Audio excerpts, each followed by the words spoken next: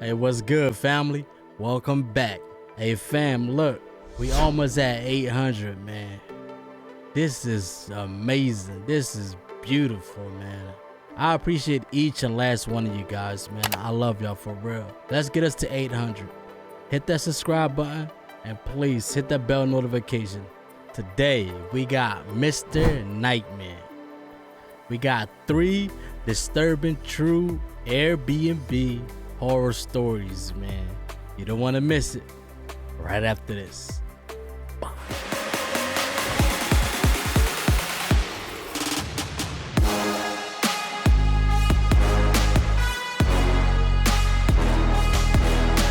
Y'all already know the vibes, baby. We gonna keep grinding. We gonna keep on being great. Say it with me. We gonna keep on being consistent, baby. Let's get right into it. I'm not gonna waste your time. Let's get it. Hopefully this is not too loud for y'all. Turn up, baby. Let's go.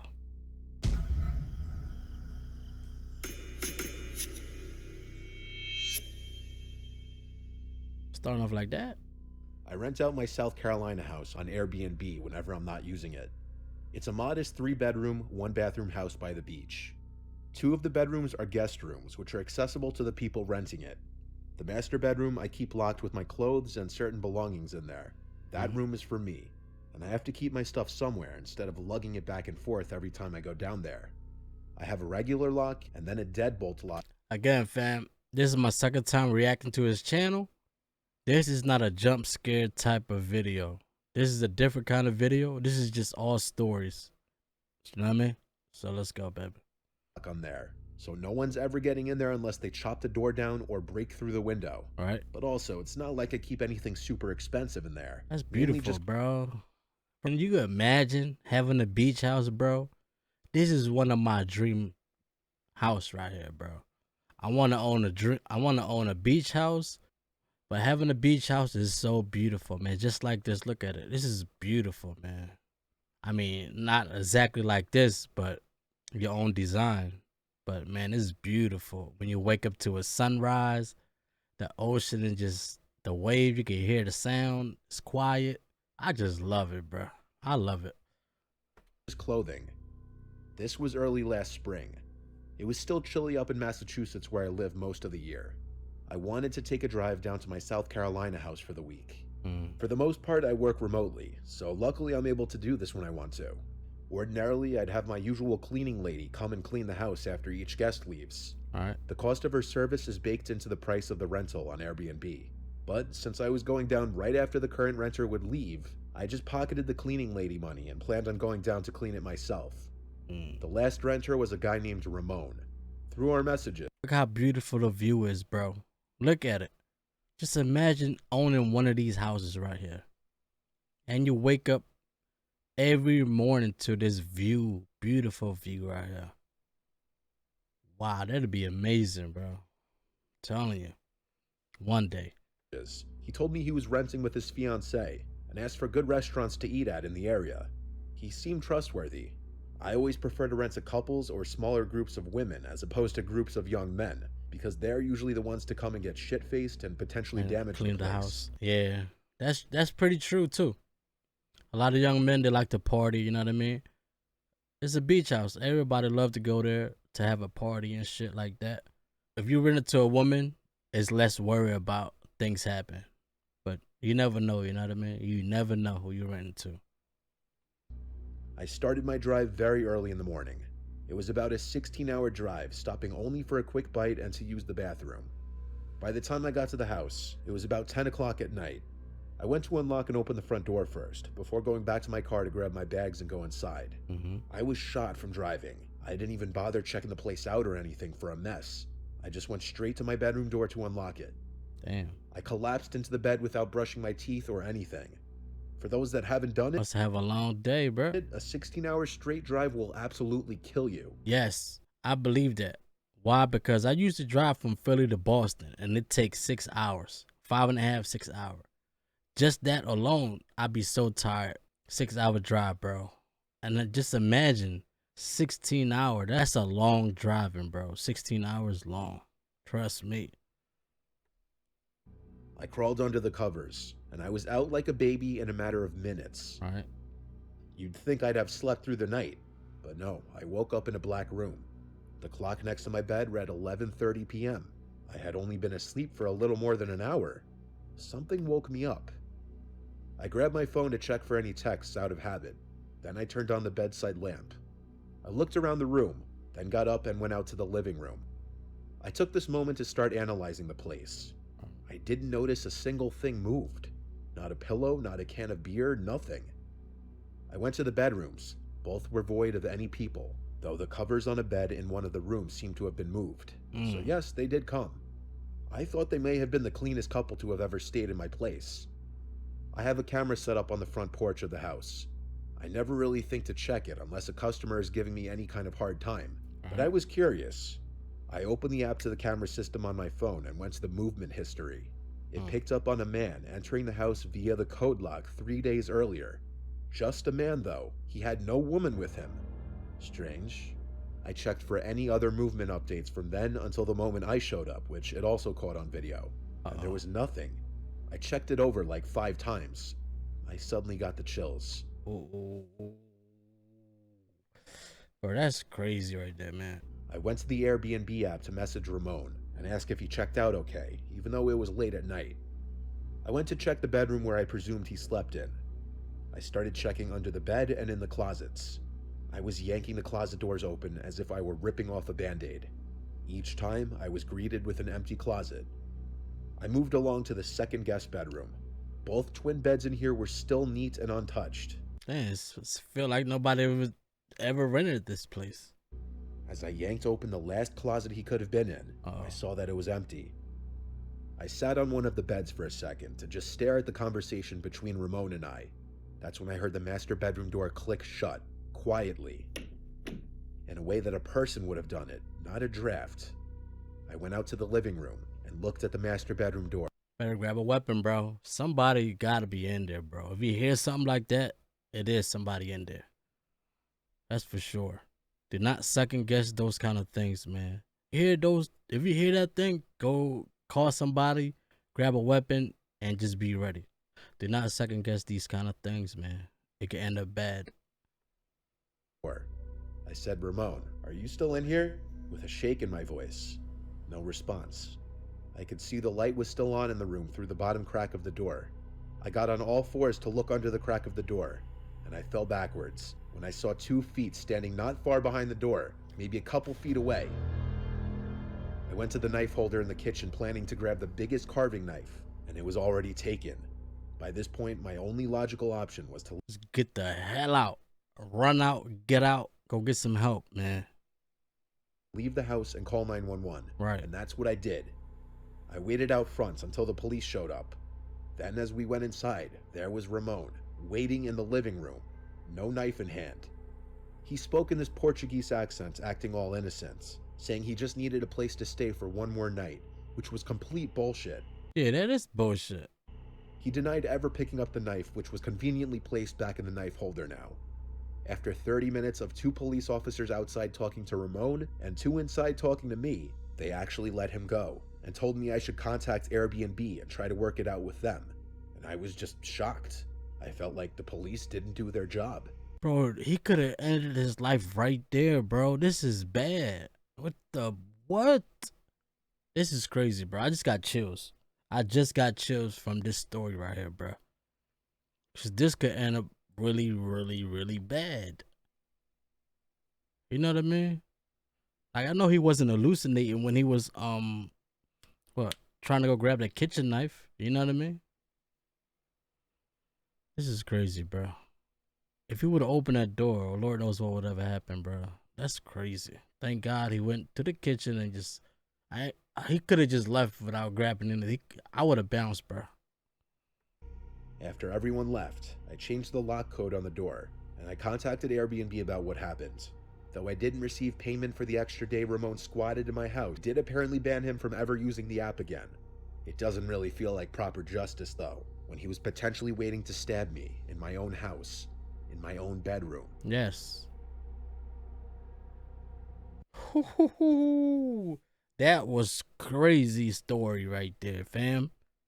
What would y'all would have done, bro, if y'all renting out an Airbnb, come home from a long ass drive, expecting the house to be empty, then I fell asleep and then somebody woke me up within like an hour of me sleeping. I went to the kitchen, the knife was missing. Nah. This is crazy, bruh. I would stop doing Airbnb forever, bro. For real. This is crazy, bro. Wow. Thank God he made it though, man. Woo, what you guys think about the story though? That was creepy, bro. Just imagine he opened that door. You know what I mean? Woo. 26 years old, still living with my parents. I'm not content with my job, and I'm in a relationship that I'm not too sure about. To say I've been stressed would be a monumental understatement. My mom and I were not getting along one week, and everyone was just bothering me. I wanted to escape for a weekend. I looked into little one-bedroom Airbnbs up in the mountains, and found one for cheap. All right. It was in Troutdale, Virginia, a couple hours away from us. Don't tell me this is the road going towards the Airbnb. No way, right? They look beautiful, but to rent an Airbnb, nah, this look crazy to me. And based on the pictures, it was this nice, private, and peaceful looking little place surrounded by woods. Right. It was the fall too, so the foliage was going to be beautiful. I told my parents I was going there for the weekend. My mom seemed overly happy about me leaving for the weekend. My girlfriend was more so just confused, finding it weird and suspicious that I was going away to some random cabin in the woods alone for a weekend. All right. When Friday came, I packed a backpack full of clothes, toiletries, and my laptop, and I headed out for the road. It was around a 2.5-hour drive door to door. The area of Troutville was very quiet and scenic. It was a perfect escape from suburbia back home. I needed a nice weekend just to spend to myself. I was driving up a gravel road when my GPS told me I arrived. I saw an opening in the trees next to the road. The instructions the owner of the Airbnb gave me were to cut through this opening onto the grass and up the little hill. I did exactly this, and there I saw the cute little house sitting at the top of the hill. But that's a crazy road, bro. You gotta be like, I understand they want to be like away from everybody, but you drive through this wood by yourself. The road look already crazy. I mean, it look beautiful, but that's only if you know the area look beautiful. You know what I mean? It's crazy, bro. Hey, fam, would y'all do this right here? Rent an Airbnb in the middle of nowhere by yourself? I thought the purpose of an Airbnb is like you just need a place to crash for like a weekend. You know what I mean? Not to escape reality for a week or a couple days. You know what I mean? The second I stepped out of the car, I inhaled the fresh rural air, instantly feeling happy I did this. The owner told me where to find the key to the front door. I let myself in and checked the place out. It was a nice cozy living room, small kitchen, bathroom, and one loft bedroom that you had to climb a ladder-like stairway to get up into. There was a circular window over the bed. Lots of light got into the house, which was nice. I went out to walk some of the trails the owner told me about. Yeah, see, it looks so beautiful, but by yourself, nah, bro. At least with your girl, with your wife, with somebody. You know what I mean? With like 3-4 homies just to go chill. See, if I ever rent an Airbnb, I would go with at least like 5 people, especially like around these area where it's wood, just us. You know what I mean? It's like us camping. You feel me? But I would not go alone or with my girl. I'm telling y'all that now. About a 5-minute drive away. On the drive back to the house afterwards, I noticed these 2 guys walking down the gravel road. And as my car was passing, they literally stopped in their tracks to turn and look at me as I passed. I waved and smiled, thinking they were friendly locals, but they didn't wave back. It was completely off-putting. They looked at me as if my driving down the road was a crime. I didn't look back. I turned into the entrance of the property and back up the hill. I started reading one of the books I brought with me in the living room with the fireplace going. It was incredibly cozy. The sun was on its way down, and after reading a chapter of my book, I realized I was getting hungry. I went outside to my car, about to drive to the nearest Walmart, when I noticed two men kind of running into the woods down the hill by the entrance of the property. Same two people, bro. Probably in response to seeing me come outside. I wondered if it was those two guys from the road earlier. I think so. It was incredibly strange. They's plotting on him the whole time. I suddenly decided to take my laptop and backpack with me in the car while I was gone just to be safe. All right. On the drive into town, I messaged the owner letting him know about this. He replied saying it's nothing to be alarmed about. There's a lot of teens in the area that walk around. So I dismissed it. I drove like 20 minutes to the closest Walmart since there were literally no grocery stores in the area. I wouldn't trust that, bro. I'm telling you, I would not go, bro. Unless I'm with my homies. I'm telling y'all, fam. Would y'all do that though? I know my family's smarter than this, right? Nah, y'all won't do this. Put in the comments down below. I picked up a few food items to hold me over. Some milk, granola bars, fruit, frozen dinners, bread, and cold cuts. By the time I got back to the Airbnb, it was completely pitch black out. There were no streetlights on these gravelly roads. Yeah, that's crazy. With no neighboring houses, truly the only light was from my headlights. I'm surprised he found his way there without getting lost. Cause there's no street lights, no nothing, bro. Look, it's just woods and dirt. Nah. This is crazy, bro. It was creepy for sure. Yeah. I pulled up to the hill to the little house. I see them It was too almost again. hard to find in the dark. I grabbed my backpack and the grocery bag and went up to the house in the dark, using my phone's flashlight to see. Once inside, I locked the door immediately. It was creepy out there. I ate real quick and went back to reading my book by the fire, and pretty soon the lights to the room suddenly cut out, and the only light in the entire house was from the fireplace. I tried flicking on anything electric, but the power was gone. Oh, man. They done cut the electricity off, bruh. I went to message the owner again, who swiftly replied back to check the main breaker in the circuit box outside by the telephone pole near the back of the house. I didn't reply. There was no way in hell I was going out there. That's crazy. Bruh.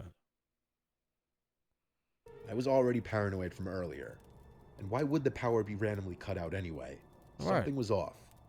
I heard a creak in the floorboard from the darkest corner of the room by the bathroom door. I looked over and saw this tall, looming figure in the doorway of the bathroom, lit up only by the fireplace.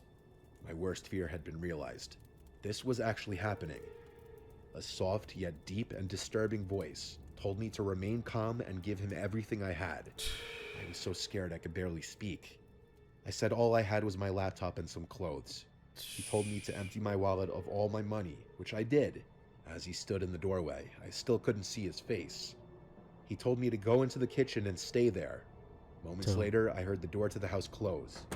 I looked into the living room. My laptop, backpack, and money was all gone.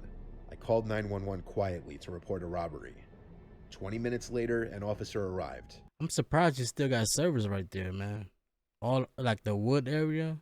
I'm surprised, bro. I described the two guys I'd seen walking down the street earlier. Okay, that happened, right? He made a phone call. Imagine he have no reception. You get what I'm saying?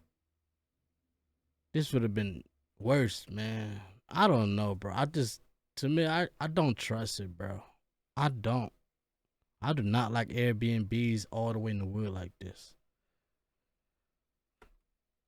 That day, assuming it was them working together on this.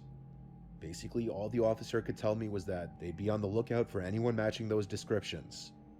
I messaged the owner to tell him what happened, and he was sympathetic at first, That's part of the owner. He's trying to set you up, bro. Just think about it. I think it's part of the owner that's involved with it, bro. You know what I mean? I'm pretty sure. Look, all of a sudden, my electricity is out. Then I see a random two guys twice. You know what I mean? So I'm thinking that's the owner got something to do with it, man. Or so it seemed. He said I could go home the next day, but he didn't want to refund me for my horrible experience. A trip I thought would be a nice detox for a stressful point in my life only made it worse. Luckily, my laptop was only like $400, and I didn't pack any expensive clothing. Yeah, material things don't mean nothing, bro. If they ask for it, just give it to them, bro. I don't care what is it. just give it to them. Do not argue. Do not say anything. If this, just give it, bro. Unless you got a weapon to protect yourself, or you know what I mean, something. But if you don't have nothing, and if you stuck, just give it to them. They're not trying to fight. It's only materialistic thing, man. You can always replace it. You can't replace your life. You know what I mean? So just give it up if you don't got no protection. But it was still the scariest experience of my life. There is a small part of me that believes the Airbnb host may have something to do with it, because I still have no idea how that guy got into the house. Yeah. So what you guys think, fam? I think he got something to do with it. That's my opinion. I'm gonna need y'all opinion. That was crazy, man. It's supposed to be the best day of his life, to be peaceful and quiet, but it became to the scariest day of his life.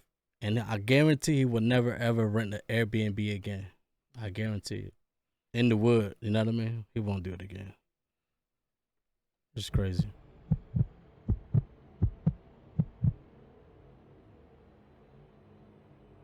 So, a few years back, after some friends and I graduated high school, we celebrated in the White Mountains National Forest Reserve. We only lived 2 or so hours away, so it wasn't much of a hike.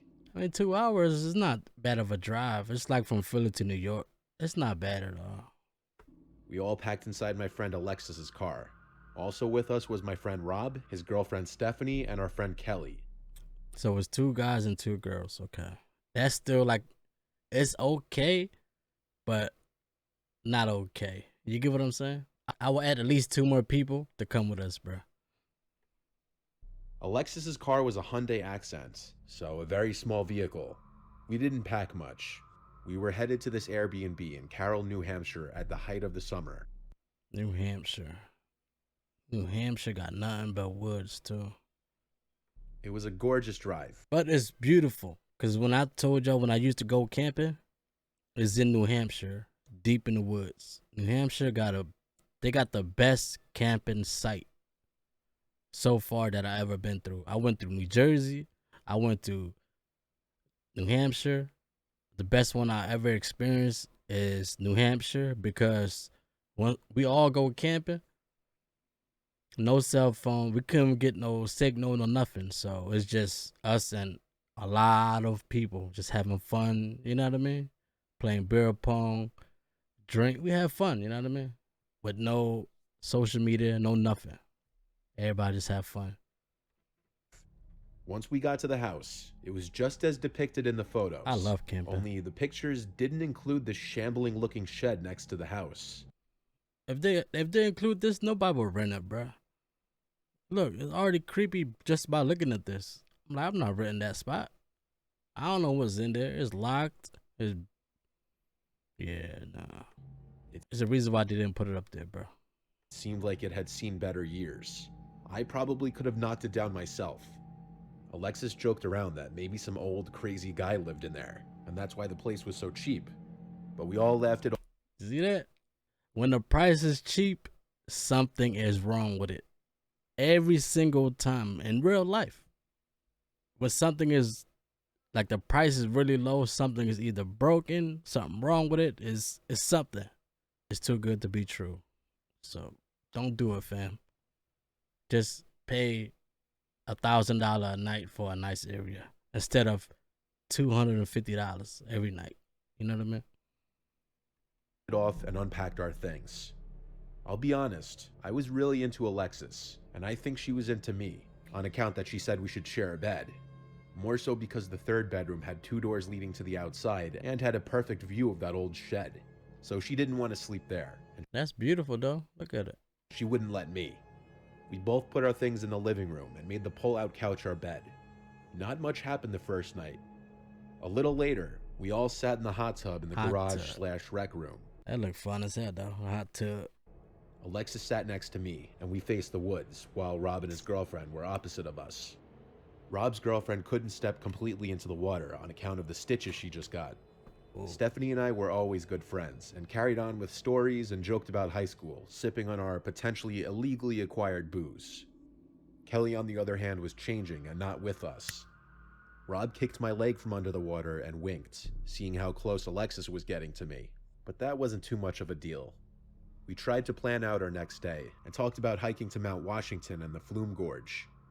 After a good soak, I eased into bed with Alexis and we watched Rick and Morty for a while until the clock struck 2 a.m. and we sat outside. The stargazing here was supposed to be amazing, and a bit later, Kelly tagged along with us. What happened next was hard to explain.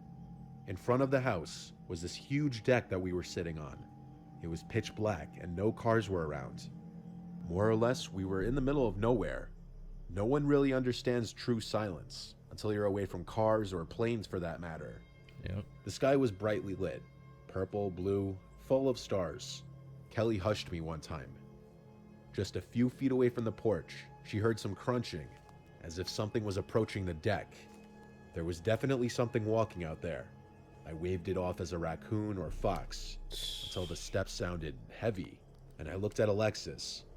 The fear began to set in as I noticed her gaze was looking towards the old shed where the footsteps had began.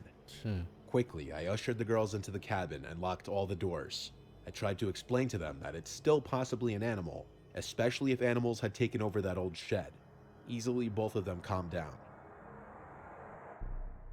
Kelly walked back into her room, and I again laid down beside Alexis. The next morning, I woke up to Rob and his girlfriend cooking breakfast in the kitchen, which was just across the room from Alexis and I. Right. We had a big day planned out, and we did quite a lot of hiking, with most of us forgetting what had transpired last night, other than Alexis. When we came back from hiking, Alexis suggested exploring the old shed that was beside the house. Now that it was daylight, nothing that bad could happen, right? I mean, there's a reason why they didn't put it up, right? It's probably something that's in there. What y'all think? I would probably think like, oh yeah, it's something crazy right here. As soon as I saw this, as soon as I got there, I would have asked the owner like, yo, what's this right here?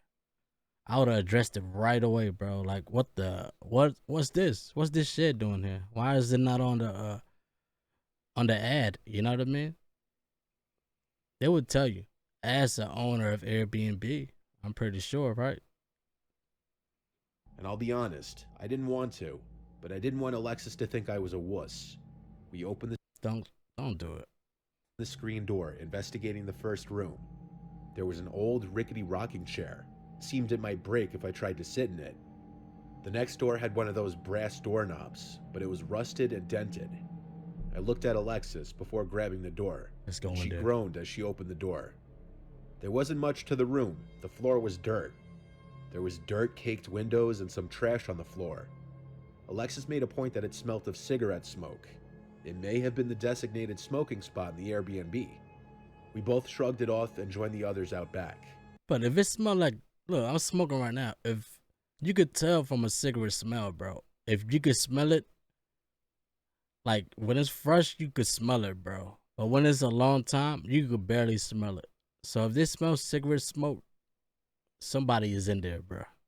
That's a real fact. Rob was starting a fire. Some typical conversation was going on.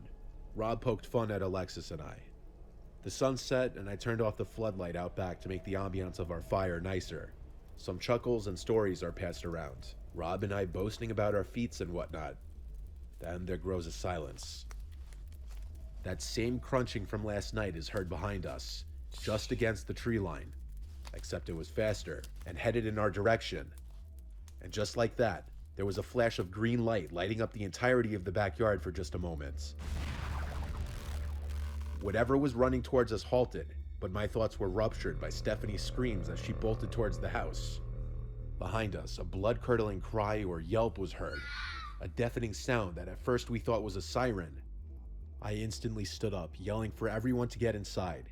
Stephanie must have saw whatever it was that made that cry. In my bolt, I accidentally knocked over Kelly, who hadn't gathered the entire scene yet. I turned around to help her up. Rob was already halfway to the house. I ran to help Alexis gather our food items. Last thing we wanted if it was a bear for them to stay any longer. Alright. After that, I rushed Alexis to the back door, where Rob was waiting for us with some kind of bear spray. I already at this point had my Bowie knife out. I commanded him At least he got a weapon, you know what I mean, to protect himself or protect everybody. to go in. but he yelled at me to go in because he's got the range. The two of us saw this black mass walking along the outskirts of our fire. We didn't stay long enough to find out what it was. After meeting the girls in the living room, we called the police immediately. The officer reported to the house and looked all around with his flashlight, finding nothing. He clarified to us that the flash was due to lightning striking a nearby power line or transformer. As for the thing, he said it was likely a fisher cat or something. But Stephanie said that she saw a man, hunched over with a cloak or blanket hung over him. Least to say, we didn't stay the next night over. The sheer paranoia of someone or something stalking us in the woods was... Bro, look, I got chills. Just running through my whole body right now. That's a real person, bro. Just leave. reason enough. To say the least, we haven't returned to the mountains since. That's Who knows good. what's crawling around in those woods.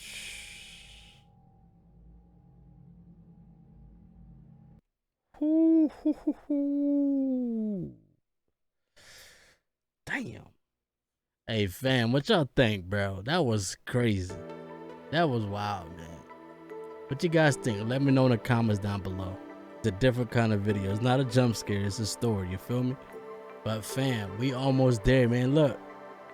Come on, man. We about to be at 800. Let's get the 800 going. If you do like this video, please subscribe.